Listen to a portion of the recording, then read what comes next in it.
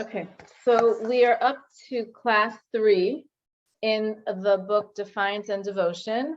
And again, in the email, there's a link to the book if you want to follow along inside. Chabad.org has the book digitally, and if you have the actual book, we're on page 10. If you're doing it from like the sections digitally, we're in the mimer Vekibeil HaYehudim, and we're in section 3. Whatever page that is, it's section 3, and the first mimer of the 5 mimerim in this book. So if you're digitally, that's how you can find the section that we're at. Which one is your mimer? Which is, what did you say? Once again? Say it again. What's your question? Where are we again? We're in. Do you have the book or did you print it out digitally? I didn't. Yeah, I had digital. I didn't get the book. So we're in the first mimer Vekibeil HaYehudim, and it's the third section. It starts with the words "this concept." Okay. Okay. Yeah. Okay. Thank you. Sure. Okay. So now, we'll just for a minute, we'll review the first two sections. This is a mimer that the previous Rebbe said on Purim Katan, which is actually tonight and tomorrow. This is Purim Katan, so we're like right there on schedule. What?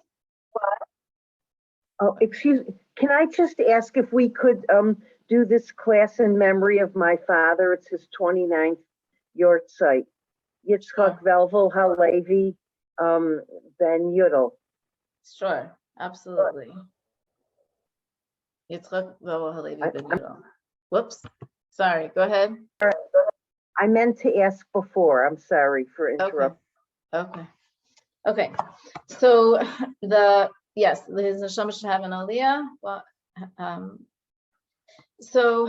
this mimer is a mimer that the previous Rebbe said in Russia,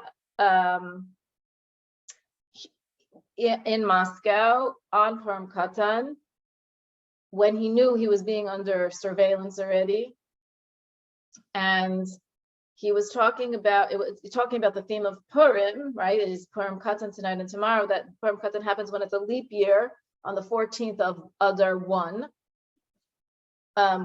because we celebrate the actual holiday of Purim in the 2nd Adar. And he was talking about the verse, again, the mimer is always based on something from the revealed aspects of Torah. It starts off with something, a pasuk or a quote from the Talmud. So the pasuk that this mimer is based on is Vekibeil HaYehudim es asher hechelu la'asos, which is why the mimer is called Vekibeil HaYehudim. Those are the first 2 words of that verse, which means that the Jews accepted what they had already begun, referring to the receiving of the Torah, that on Purim, they accepted the Torah on a deeper level, what they already begun at the giving of the Torah at Mount Sinai. And the Rebbe asked the question, like, how could it be that the Jews who were on such a very high level at the time of the giving of the Torah, they just gone through all these miracles, reached a higher level of service of Hashem in the times of Purim, which was a time of exile. And it goes in to explain that Haman decreed his decree. Of course, God didn't decree it, so it didn't happen. But Haman's decree was that he wanted to kill all the Jews, and he specifically targeted the children, God forbid, as we know. And anybody who's coming to, we're also right in time, we're having the book club, the Jewish Women's Book Club tomorrow night, God willing, which is Purim Katan, and we're doing the story of Purim from Esther's eyes. So I hope everybody will join. And you see in the book, the Gilded Cage, you see in the book how Haman was targeting the children. I mean, it's those midrashim are brought in the book, so you can understand what the Rebbe is saying in the mimer as well from that. And then the Rebbe goes on to explain, the previous Rebbe goes on to explain that in the next section that we know that there is another verse from Tehillim that the children are the ones who out of the mouths of babes and sucklings who establish the strength to silence the enemy and avenger, that it's the children who sort of protect the Jewish people. And he asks, how can that be? How can it be that the children protect the Jewish people? I mean, in the world at large, we talk about strong armies, big men protecting. And here we're talking about how children, little tiny babes, are the ones who are protecting. Because we're not talking about a physical protection, we're talking about a spiritual protection, because Torah is our protection. And so the Torah learning that the Jewish children do is what protects us. Like it says, not by might and not by power, but by my spirit, says Hashem, which my spirit refers to the revelation of the name Havaya. That when we learn Torah, Hashem's presence rests on us. That's what protects the Jewish people. And children who are pure and innocent, when they're learning Torah, that is the strongest strength for the Jewish people. So that's why the children were the ones who were protecting. Mordechai gathered 22,000 children to learn Torah at the time of that decree from Haman.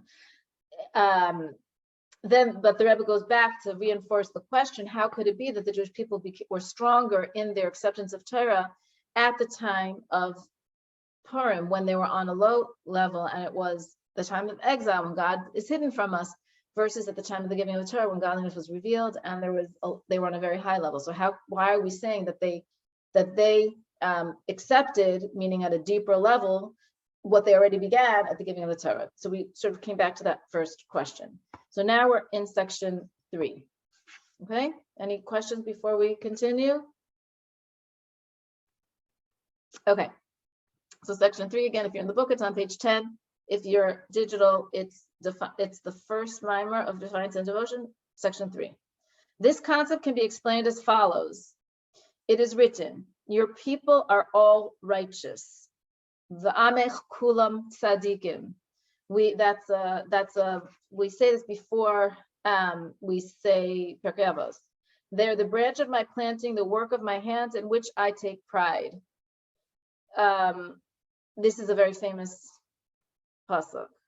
So this is what he's quoting. This concept is written. It's actually not a pasuk. The first half is not a pasuk, but whatever. Anyway, it doesn't matter. your people are all righteous. They are the branch of my pants and my hand in which I take pride. By virtue of the source of their souls, the entire Jewish people are at the level of tzaddikim. Which means, I mean, we talk in that verse that we say that all people are righteous. Obviously, how can we say every Jew is righteous? But the way that we say that every Jew is righteous is because by virtue of their souls, the entire Jewish people are at the level of tzaddikim, meaning the soul's at a high spiritual level. It's always connected to Hashem. This is the message of the verse, your people are all righteous.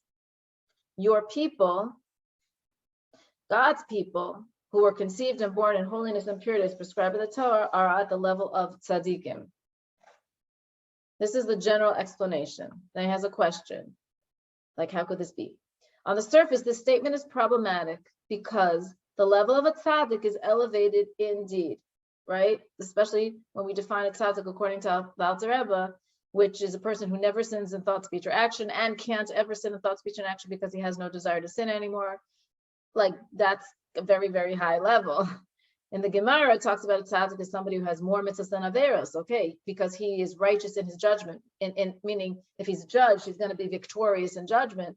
So he won his judgment because he has more mitzvos than averos. But the Alter Rebbe in Tanya, the definition of a tzaddik is somebody who never sins.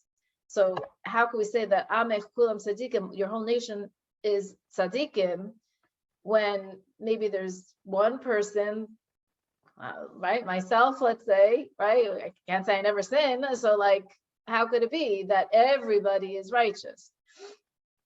How is it possible for each and every member of the Jewish people to reach this level in actual life to the extent that he is a branch of my planting, the work of my hands, in which I take pride, as expressed by children and grandchildren who are involved in Torah study? Meaning, how could we say that everybody is a tzaddik, certainly at the level of the Tanya, and how can we say that everybody, Hashem is calling him the branch of my planting, the work of my hands, in which I take pride, that Hashem is so proud of all that person's deeds and his children's deeds and his grandchildren's deeds? Like, how could we say that of every single Jewish person? Because it says, "V'amech kulam tzadikim." It's pretty clear in the verse. Your whole nation is called tzaddikim. In particular, one might ask, how could this level have been attained in the times of exile? When it doesn't say, Amech kulam tzaddikim, your nation is all righteous at this time in history, at that time in history. It just makes a blanket statement. So how could we say that would apply in a time of exile when Haman stood over the people with the intent to destroy and kill them, heaven forbid? And despite this, they stood up with self-sacrifice and gathered together at that very time to study Torah in public. So that was a good thing, right? They did stand up and they did do that. So how do we explain this? Thus, the Medrash Rabbah, now he's telling you a good thing. They rose to such a high level of galus, right? The Medrash Rabbah relates that Mordechai gathered 22,000 students, and when the tyrant, the wicked Haman, approached them, they felt no fear whatsoever. I mean, that scene is depicted in the book very strongly, right? The children being led away in chains and being defiant to Haman, declaring that whether their fate be life or death, they will remain bound to the Torah. They were willing to accept any punishments at all to the point of actual self-sacrifice as long as they would not be separated from the Torah. On the surface, so they did accomplish this in the times of Purim. On the surface, it is most remarkable that in such a bitter exile, heaven forbid, when the king had promoted and elevated the wicked Haman, the persecutor of the entire Jewish people, the Jews would be able to express such self-sacrifice. In other words, how did they reach that level? We say they're all righteous, but maybe not in literally. So how did, if they were all righteous literally, then we could understand this. But if it's not a literal thing that everybody literally never, ever, ever sins, how do they reach such a level that they were willing to these 22,000 children especially, how did they reach such a level? And in the time of exile, when godliness was hidden, when there was all this persecution happening, you would think at first glance that would be a time everybody would be like, okay, fine, we'll give it up so that we're not killed, God forbid, right? How did they do this? In resolution, we can explain on the verse, there was a Jewish man. This is also a verse from the Megillah, Ish Yehudi, Chaya, B'Shushan. And the Medrash Rabbah relates, and who is this Jewish man that we're talking about is Mordechai. We're talking about Mordechai is the Jewish man who says there was a Jewish man. We're talking about Mordechai. That in his generation, Mordechai served as a function equivalent to that served by Moshe and his generation. Right? That's what it says in the Medrash, that Mordechai B'Dara Kamoshe B'Dara, that Mordechai in his generation was like Moshe in his generation. Just as Moshe warded off potential disaster, so did Mordechai. Meaning, right, there were many times that God got upset at the Jewish people in that generation that he took us out of Egypt, right? We tested God 10 times in the desert. The sin of the golden calf is in this week's parsha for one of them, right? And God wanted to destroy the Jewish people, and Moshe said, if you destroy them, you have to destroy me too. Like, no, absolutely not. So Moshe warded off disaster, and he davened for them time and time again, davened for us time and time again. So too did Mordechai. Mordechai also warded off disaster, right? Haman was planning and plotting and had a mechanism. It wasn't just like he had some kind of pipe dream. He had a mechanism with which, according to the laws of nature, an incredibly, incredibly powerful, simple, and effective mechanism to kill the entire Jewish nation in one day. Right? Because the whole point of his plot was that every neighbor, every single person in the country was permitted to get up and kill any Jew. So there was no army to fight. It was like every citizen had permission, a license to kill any Jew that they met, a neighbor, friend, whoever they wanted to. So how could you stop that? I'm saying, how could that be really stopped? And it was supposed to be a surprise attack, so the Jews weren't, quote unquote, supposed to know about it. So neighbors who they went out with, let's say, they would go out with them again and they would kill them. I'm saying they would have no inkling of what was happening. It was really a foolproof plan, except that it wasn't, because God was on our side and nothing can happen without God's jurisdiction. But that was his plan. So that potential disaster, Mordechai warded off by what he did with the Jewish people and got them to do tshuva, and then Hashem listened to their prayers, and there was another plan that happened instead, and here we are to live the tale, and where's Haman? No place to be found, or his descendants, right? You had a question, Talia? It's so hard to even comprehend. Do you think that like people can actually just murder somebody that there are enough people you only need a few, I guess, as we've learned. That's the point. I mean, Forget my question. this happened again in the times of the Inquisition. Neighbors turned against neighbors. This happened in the time of Nazi Germany. Yeah. I mean, when when people feel like there's a tyrant in charge, they do strange things to save themselves. If they feel like this is a decree that's supposed to happen, and then they don't know if they're going to be killed next. I mean, that's the whole, Milgram's study and everything else. It's like people, I don't know, people do strange things. Unless they have a higher authority to answer to. I mean, they said they could loot all their possessions. Yeah. So, and we've seen it enough times. It's just took me a minute to it's just hard to imagine. Well, we keep going through it, but here we are. Right, because see, no plan ever stood up to God. You know what I mean? It's like he has the ability to change things around in a second, which is the whole theme of Purim, is v'nahafeichu, that everything got switched around at the last minute. Literally, Haman was on top of the world with this plan to kill these people. He thought he was the king's favorite. He thought he was the queen's favorite. And in 1 minute, the next day, he was hanged on his own gallows that he built for Mordechai. The next day, we're not even talking about years later, right? Like overnight, everything switched, because that's what God can do. So, but what was the spiritual source for that? Was the Jews' tshuva, was these 22,000 children who sat and learned Torah with Mordechai, again defying Haman's decree, and the whole nation who was doing tshuva at the time. So Mordechai spearheaded that. He was the leader who spearheaded that. So just as Moshe taught Torah to the Jewish people, so did Mordechai, right? Mordechai taught Torah. Mordechai instilled this Jewish pride in the nation and in the children, and everything turned around. Thus, it was through Mordechai's influence that the source of the souls of the Jewish people shone forth openly. That's like a main point here, right? That Mordechai was able to activate the source of their souls. Every Jew has a soul, the source of that soul. That's why, remember, that's why it says, why are they called your people are righteous? By virtue of the source of their souls, the entire people are at the level of tzaddikim. It's by virtue of the source of their souls. The problem is that sometimes between the source of their soul and the actions of their body, there's a little disconnect sometimes. But the source of every Jewish soul is a tzaddik. That's why we can say your nation are all tzaddikim.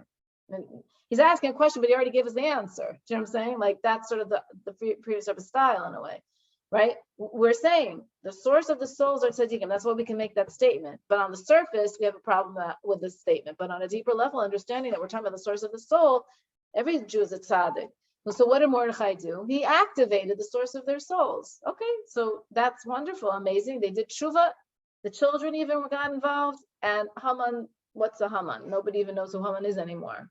I'm saying nobody even heard of him. Nobody cares about him. His children were all killed. Like, well, where is his legacy? There's no legacy of Haman.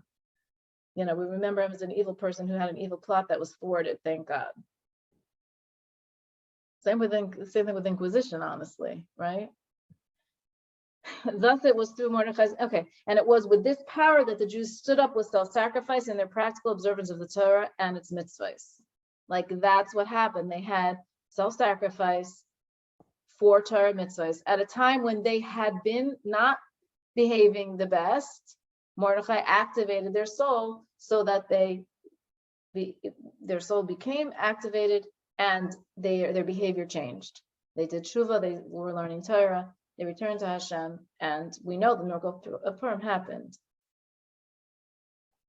To explain Mordechai's influence in greater depth, it is written, and that's from last week's parsha, Va'ata tetzaves b'nei Yisrael v'yichoi lecha shemen zayis zach, chasis lama'ar v'halais ner tamid. And you, Moshe, right? This is from last week's parsha. We talked about this idea in last week's parsha's class, right? And you, Moshe, shall command the children of Israel to bring you pure oil crushed for the light, to keep a constant light burning. Remember, it doesn't say Moshe's name here. It just says you. Hashem is talking to Moshe, so that's why it's in parentheses. And you, the you is Moshe, shall command the children of Israel to bring you pure oil. That's from an olive, crushed for the light. It's crushed, the olive is crushed to produce this oil.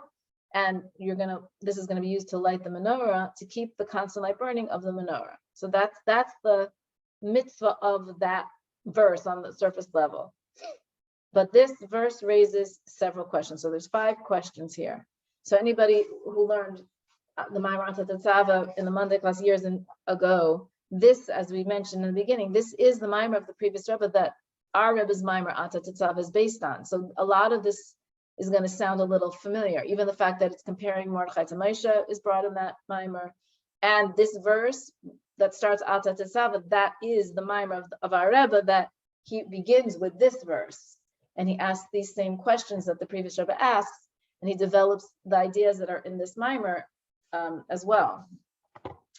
So there's 5 questions on this verse. And again, this is from last week's parasha, where it talks about bringing the oil to Moshe to light the menorah, and then it talks about the priestly vestments. So question number 1, we must understand why the Torah uses different phraseology here than in regard to other commandments. Generally, when Moshe is given a command to convey to the Jews, he is told, command the children of Israel, right? It says, and God spoke to Moshe saying, command the Jewish people, or tell the Jewish people, or something like that. That's usually what happens. Why does the above verse state, and you shall command the children of Israel? It doesn't say God spoke to Moshe saying, and you should command. It just, the parasha just opens up, and you should command the children of Israel.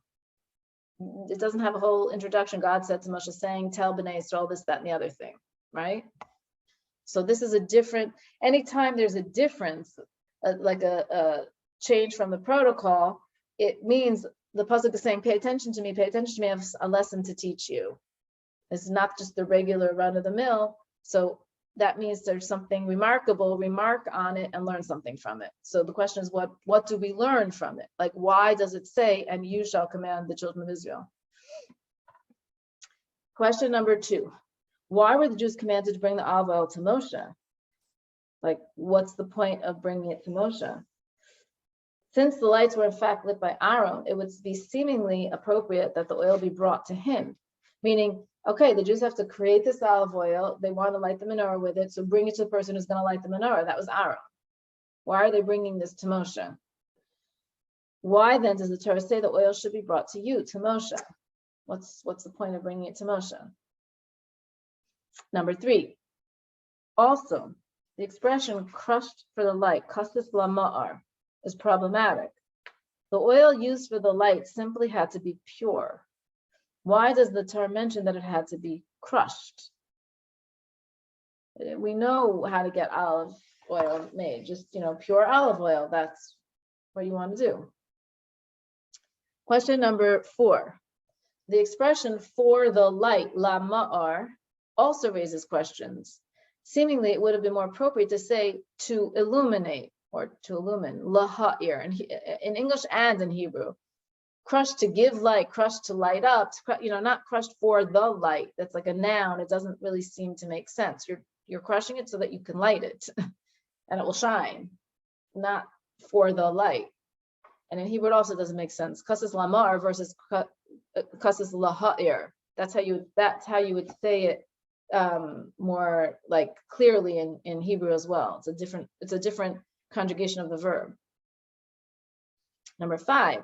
Also, we must understand what is meant by the expression a constant light, right? It says, the children of Israel bring you pure oil. So why are they bringing it to Moshe? Crushed for the light, and then to keep a constant light burning. Why does it say that? Ner tamid.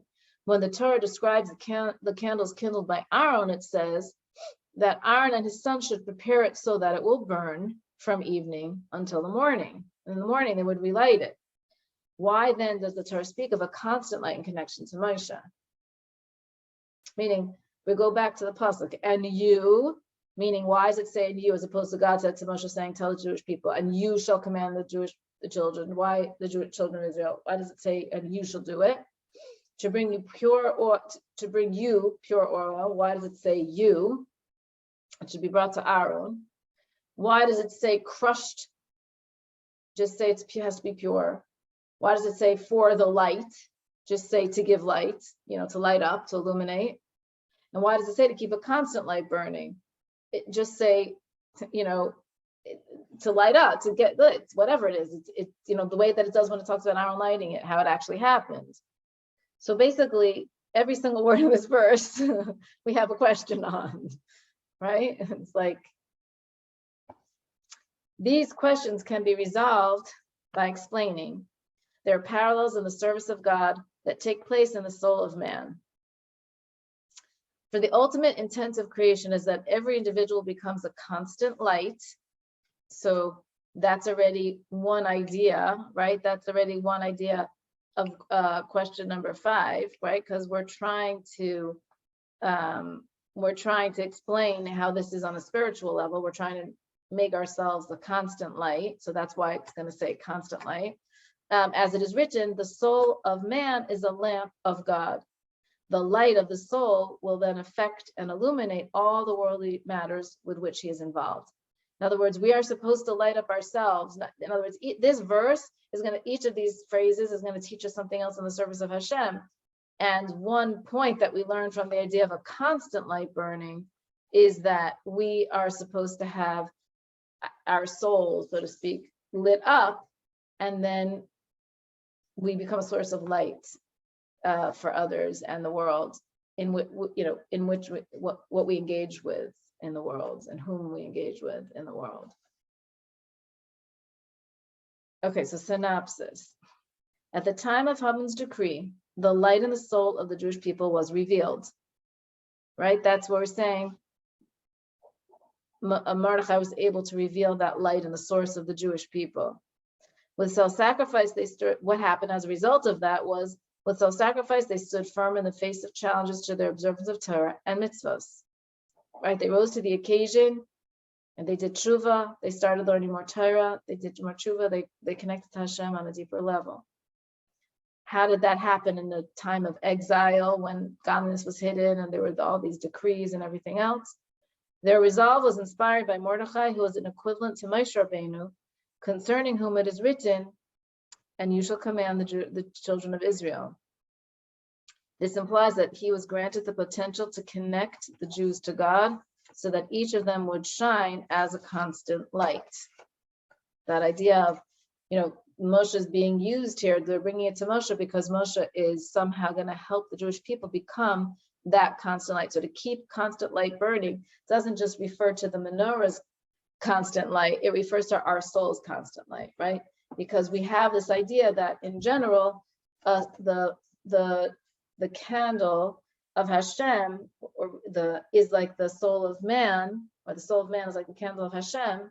That idea that a soul is compared to a light, a candlelight, the way that the flame flickers upward and looks like it's trying to jump off of the wick and be reunited with Hashem, is like the soul is being held here by the body, and it constantly yearns to connect to Hashem. And it always goes up, like a flame always goes up. Everything else in the physical world goes down, is affected by gravity. The fire is not. Fire constantly goes up. It's the only thing in the physical world that defies gravity. So it's used as a parable for our soul. So here, this whole verse becomes a parable for how we serve Hashem. That we're trying to keep a constant light burning means we're trying to keep our soul constantly lit up and ignited. And how we're doing it is with these steps that it talks about. And you, Moshe, shall command the children of Israel to bring you pure oil crushed for the light. All of those things are going to help keep that constant light burning. And so it obviously has to do with Moshe and what he's accomplishing. And in our story, the Moshe of that generation was Mordechai. As we see, actually, in fact, that Mordechai did actually illuminate, bring out the source of their soul, of the Jewish people's soul, and they were able to be a source of light and do tshuva and return to Hashem and learn Torah. And the result of that was they were connected to Hashem on a deeper level. And the result of that, in that particular case, was, first of all, the reversal of the decree of Haman, but secondly, this idea that they accepted what they had already begun, right? That they reached a deeper level of connection to Hashem at that time, even though it was a time of exile where Hashem's face is hidden in everything else. But because Mordechai was able to ignite the essence of their soul, once the essence of their soul was uncovered, not masked and covered over, once it was uncovered, that's all that had to happen, because your nation are all righteous. So all you have to do is find that inner source, ignite it, uncover it, and then that connection happens. And then the rest is easy. Finding it and igniting it, that you need Moshe Rabbeinu, the Mordechai of the generation, or Mordechai was the Moshe of that generation. You need the leader of the generation to give you a roadmap of how to ignite that inner spark. How are we doing, ladies? Good question. Yeah. So would you say that the Rebbe was that of our generation, or would you say that that's what the Rebbe was? Yes, I would. And in that mimer of Atat Tetzaveh of our Rebbe, which is based on the this mimer of Kibel HaYehudim from the previous Rebbe, the Rebbe says that the previous Rebbe was the Mordechai and Moshe of our generation, meaning the Rebbe says that about the previous Rebbe and gives examples about how he did that for the Jews in Russia and so on and so on. So of course we learn that mimer, and then we say, well, of our generation, it's our Rebbe that was that Moshe of the generation and the Mordechai of the generation, right?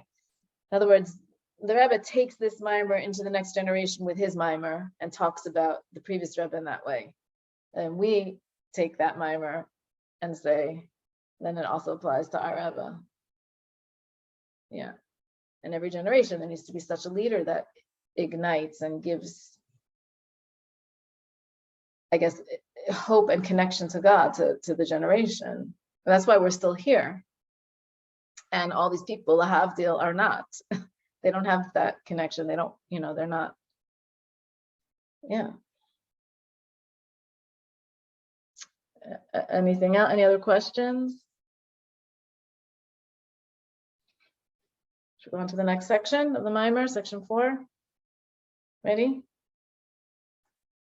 Okay. It says, on this basis, like what we've just said in the previous, section, we can understand the use of the above expression, and you shall command. Remember, that was the first question. The first question was, why does it say, and you shall command, instead of saying, and Hashem said to Moshe, saying, tell Bnei Yisrael, right? It says, and you shall command. So that was our first question. So on the basis of everything we just said, now we understand, why does it say, and you shall command? A commandment sets up a connection between the one issuing the command and the one receiving it. This bond is reflected in the very words sivoy, which the word sivoy is usually translated as command, and savtza, which if you look in the Hebrew, it has the, I don't know in the digital copy if it has the Hebrew words there or not, but in the book it shows you the Hebrew letters. There you notice that they're similar, right? It's the same root, which tzavtza means together or connection, bond. Tzavtza, the term in the Gemara, believe, is tzavtza v'chibur, connection, bonding, right? Chibur, like machberes, chaver, friend, right? Something that's connected to each other. So tzavtza, the word sivoy also means connection together, which share common root letters. So therefore, when we can also translate and you shall command as and you shall connect.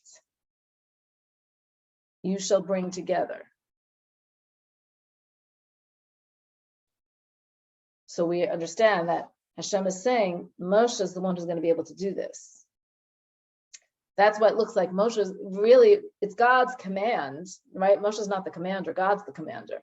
But God is telling Moshe, you're the connector. Like you're going to be able to connect the Jewish people. Like that's your job as a leader. There's an extension of Moshe. The term in the Zohar is is pashtusa de Moshe, that's the Aramaic term. There's an extension of Moshe in every generation, meaning every generation has a tzaddik who performs a function similar to that performed by Moshe for his generation. So in this mimer, the previous Rebbe is saying, and Mordechai was that tzaddik in the times of Purim. It's very clear. You look in the Megillah, you see the story, Mordechai was that tzaddik. And to him, the Torah addresses itself as follows. When you shall command the children of Israel, meaning when you, Moshe, right, that's the verse from the Torah, connect yourself with the children of Israel, then they will bring you olive oil, i.e. the Jewish people, by serving God through studying Torah and observing the mitzvos, will thereby augment the light revealed at Moshe's level. The result will be a constant light. Going back to question 5, right? Like, why does it say a constant light? Because what's going to happen here, so like question 1 and question 5 are sort of being addressed here, right? Why is it you shall command? Because really we're retranslating it and you shall connect. Who's the you? The you is Moshe in that generation, but this verse, Torah is eternal. This verse is talking to every leader of every generation. There's a leader in every generation, and that leader is the one who's going to connect to the Jewish people. And by doing that, they will be activated, so to speak, to bring pure olive oil, which means serving Hashem through Torah mitzvos, and that's going to bring more light at Moshe's level, constant light. It's going to activate a constant light, not just a light that you're lighting from this time to that time, but it's going to be a constant light because we're talking about the light of the soul. So that requires a little more explanation. So it says, to understand the above, it is well known that Moshe is called the faithful shepherd, Raya Mehemna. So because he nurtures the faith of the Jewish people. Okay, so that line has a lot of ideas in it, meaning a faithful shepherd means, like if we would just say Raya Mehemna, faithful shepherd, or Roya Neman, as it's called in Hebrew, that means that you could count on him to be there for the Jewish people, right? Like that's the simple meaning of that phrase. When you say somebody's a faithful something, faithful, worker, it means he's reliable, right? So he's a faithful shepherd. Moshe is called a faithful shepherd, meaning you could count on him. And the Jewish people counted on him many times, and he came through every time.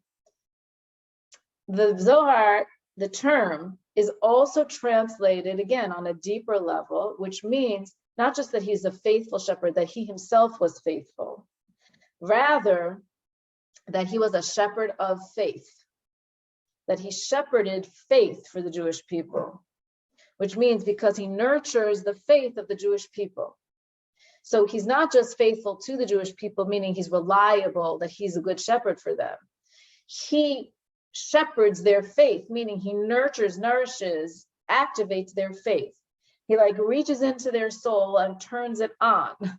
So he activates their faith. So he's called he nurtures the faith of the Jewish people, not just that he himself is a faithful shepherd, but he is a shepherd who nurtures the faith of the Jewish people. See the switch? We, all of the Jewish people, believe in God with perfect faith to the point of actual self-sacrifice.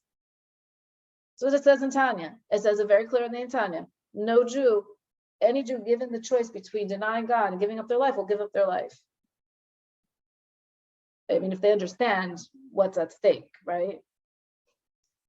So everybody has that inborn faith, meaning Moshe doesn't have to give us faith. He just nurtures it. It's within us already. That's a very important point. It's built into us. Like it says, our souls and their source are all righteous, right? Amech kulam tzaddik. And what are we talking about? We're talking about the source of the soul. The source of the soul is completely righteous. It's completely connected to Hashem. What happens? gets covered over with schmutz, gets distracted by the body and its desires, blah, blah, blah, blah, blah, blah, story after story happens to us, right? But our inner essence is a connection to God. So this leader of the generation, it needs to be a shepherd of faith, means that Moshe is the shepherd who sustains and strengthens this faith.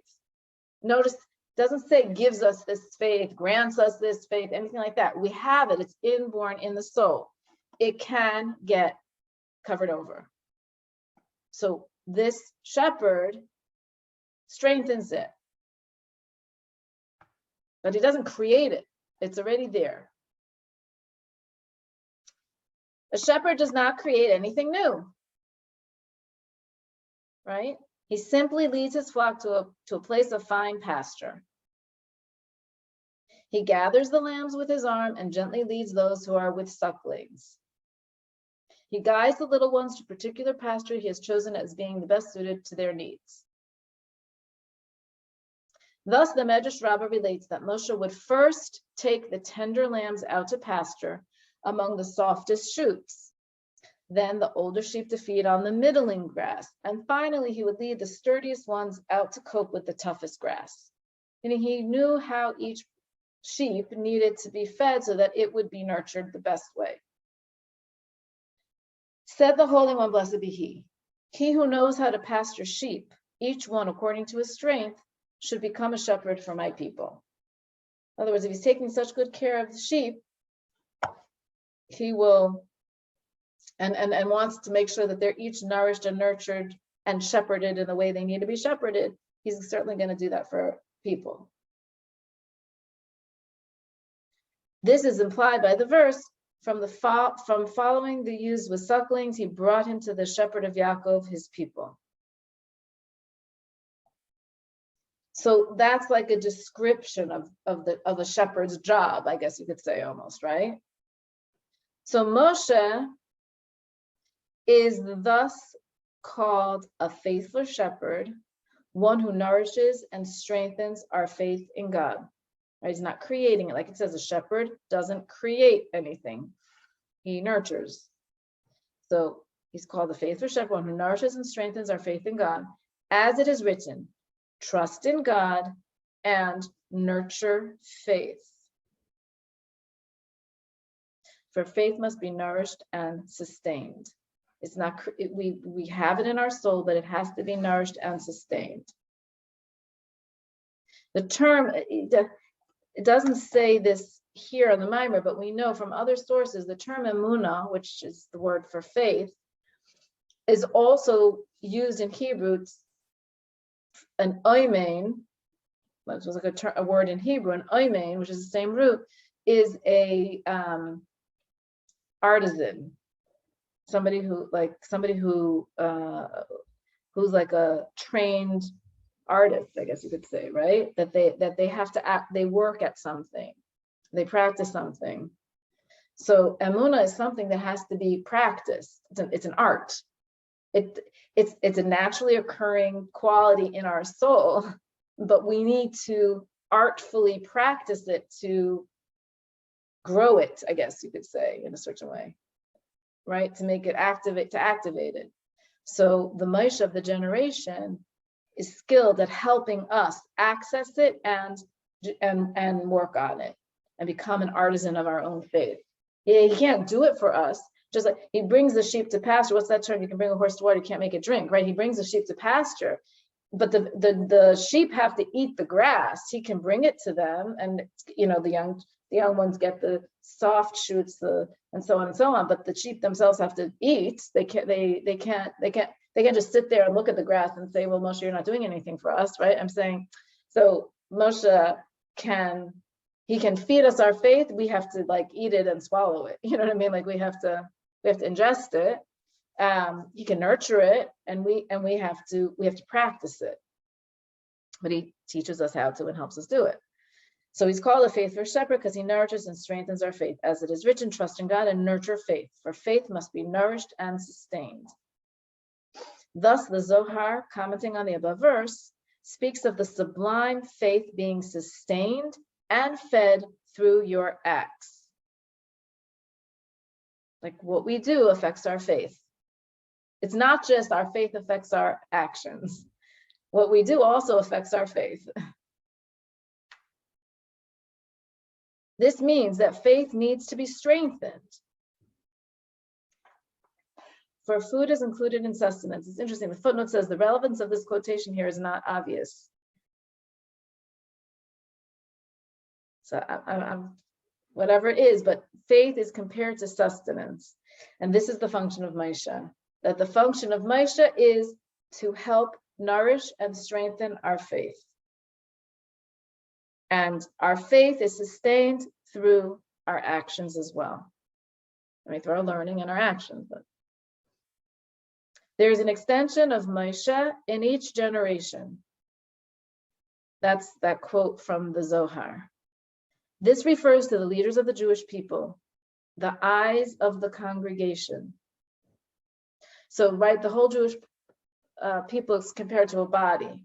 And there's like the head, the eyes, the arms, the feet, right? Every part, every Jew is somewhere in the body of the Jewish people doing their job. In the same way that the body needs all the organs and limbs in order to function properly, we need every Jew to like have a complete. So the leaders are called the eyes of the congregation. You know, they have the vision, they know where we're going, they like direct us there. So, and there's an extension of Moshe in every generation. Interestingly enough, I'm just going to mention here as another point, it's not specifically the point the Maimer is bringing out here, but the Rebbe also teaches us that, and not just the Rebbe, I'm saying the Alter Rebbe and Tanya and everything else, that we also, every Jew also has a bit of Moshe in them, because he's what's called an Neshama Klalis, a general soul, an all-inclusive soul, which means that we also have there's the leader of the generation who's the extension of Moshe, but then every Jewish soul also has a little piece of Moshe in them. So we, for the part, in other words, when we activate our inner essence, it's like we're activating our inner Moshe, right? Like our inner leader who's always connected to Hashem and everything else. Like there's a piece of us also that has that ability, because we have a soul, the same way Moshe has a soul. Every Jew has a soul, and the source of all of our souls is one. So if we can also remember that piece, right? That Moshe is activating that as well.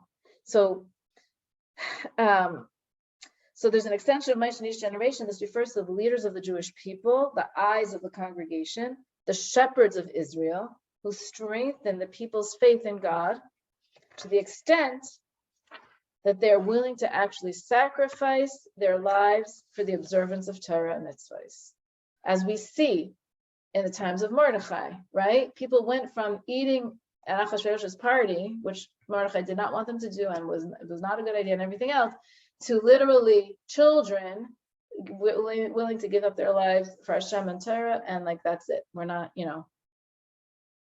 we're not bowing to Haman, we're not listening to him, like he can go jump in a lake, like we're not. To explain, the Jewish people are called believers, the descendants of believers. Meaning that's the point. Nobody has to create faith for us. We have internal faith. They are called believers, as it is written, and the people believed, right? So we're in Torah, where are we getting this idea that we're believers? We always go back to a pasuk in Torah, a verse in Torah that sort of proves our point. So it says, and the people believed, meaning that was a general statement, even though it had a specific context, that, and the people believed had a specific context, the miracles and, everything was happening under Moshe. It's saying like, but the people believed, they are believers. And likewise, it is written, and they believed in God, right? These are all having to do with the Tzis Mitzrayim and preparing for the Torah and everything else, and Kriyas Yamsuf. They're called, so that's where we know that they're called believers. They're called the descendants of believers because they're descendants of Abraham. Every Jew descends from Abraham, who is called the personification of faith, as it is written, and he believed in God. Meaning, when it describes Moshe as Abraham, it describes that he believed in God. Like that's like his adjective that he's that he's called. Moreover, there's a verse that says, come with me from Lebanon, look from the top of Amana, noting the resemblance between Amana, a mountain range in Lebanon, and Emunah, the Hebrew word for faith. Our sages interpret the above phrase from Abraham, the first of the believers. Meaning that's a deeper translation of that verse. But basically in this paragraph, he's explaining we're called believers as sons of believers because we are called believers in the Torah, and Abraham, who we descend from, is called a believer in Torah. So that's sort of like our proof that it's like a natural DNA genetics that we believe in Hashem. It's like part of our genes. It's part of our spiritual DNA. Our forefather Abraham was the first to open the path of faith to the extent of self-sacrifice. And right, he had self-sacrifice. He allowed himself to be thrown into the fiery furnace instead of renounce God, which of course God saved him from, but he didn't know it at the time. So it was literal self-sacrifice. He thought he was going to die. And he didn't, but that was because of God's intervention, right? And this legacy of faith he bequeathed to his descendants. We inherited that from him. This is the simple faith in God, which is implanted in the heart of every Jew, that he permeates all worlds and transcends all worlds, and that there's no place devoid of him. So we're going to have to go through that idea. The next section is going to develop that idea too, but that's like a big idea that we'll have to spend time talking about next week in Eretz Hashem. But just to read the synopsis, it says Moshe as a shepherd of faith, right? Not just a faithful shepherd, but a shepherd of faith. In each generation, there's an extension of Moshe.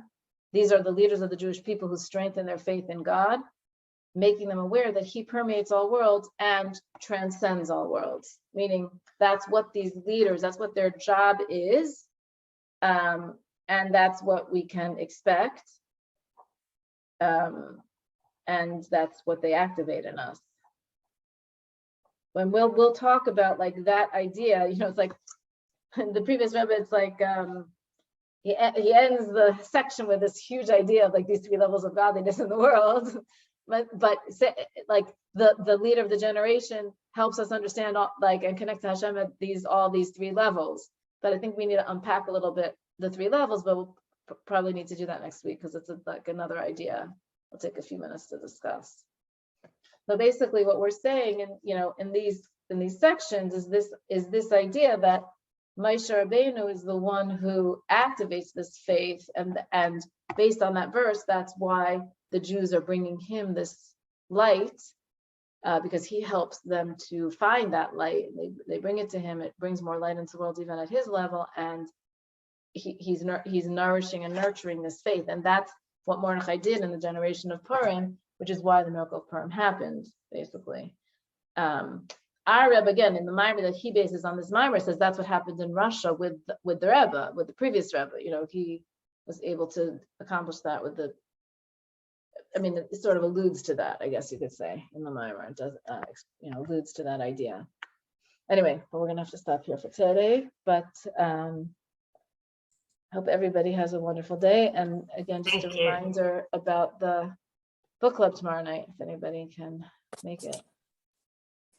Or even if you can't make it, I recommend you read the book. It's really an amazing book. So thank you. Okay. Chaya, do you think when we're done, you could connect what we're learning to the outline you did when we did the book touching the city soul, trust in Hashem and do good, be nourished by your faith. Oh, it sounds like it connects, so much to that. That's a nice idea, right? That's a nice idea. Maybe, yeah, that's a very nice. Because I don't think it goes into the aspect of nourishing one's faith as much as, well, I'm not sure which part it connects to more, trust in Hashem and do good, or right. It talks about nourishing our faith. Right. No, that's a very nice idea. And you see it from the perspective of, under communist, you see the ideas under talking to people who are living under communist rule and then talking to people living in America. You know what I mean? It's interesting to note that, whatever. It's an interesting idea. Thank you. Okay, have a wonderful day, everyone. Thank you. Yeah. Bye.